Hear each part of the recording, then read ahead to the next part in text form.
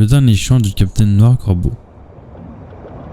Il était une fois, au cœur de l'océan des brumes, un capitaine redouté de tous, son nom Noir Corbeau.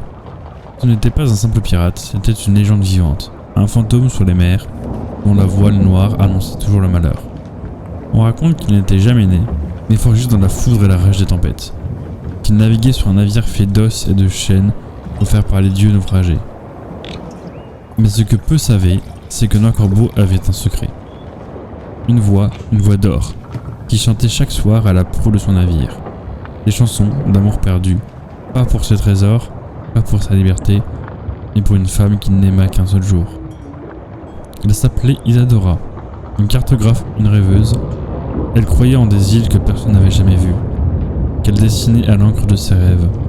Noir Corbeau l'avait rencontrée une nuit d'orage, sur un port abandonné.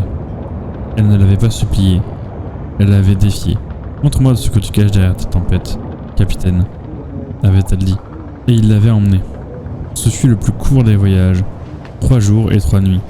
Le 4e, il disparut, emporté par les sirènes ou par ses propres cartes. Nul ne le sut jamais.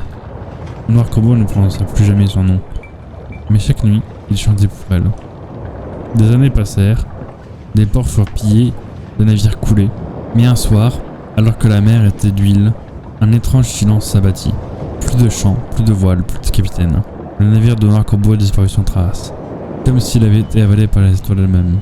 Aujourd'hui encore, certains pêcheurs prétendent entendre un chant porté par les vents, au large des côtes oubliées.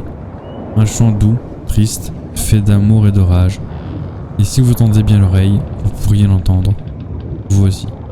Ceci était le premier épisode du dernier chant du capitaine Noir Corbeau. Merci d'avoir suivi cet épisode, et on se retrouve prochainement pour la suite de l'aventure. En tout cas, j'espère que ça vous aura plu, n'hésitez pas à vous abonner et à dire ce que vous en pensez dans les commentaires. Des bisous et à bientôt, mes petits pirates.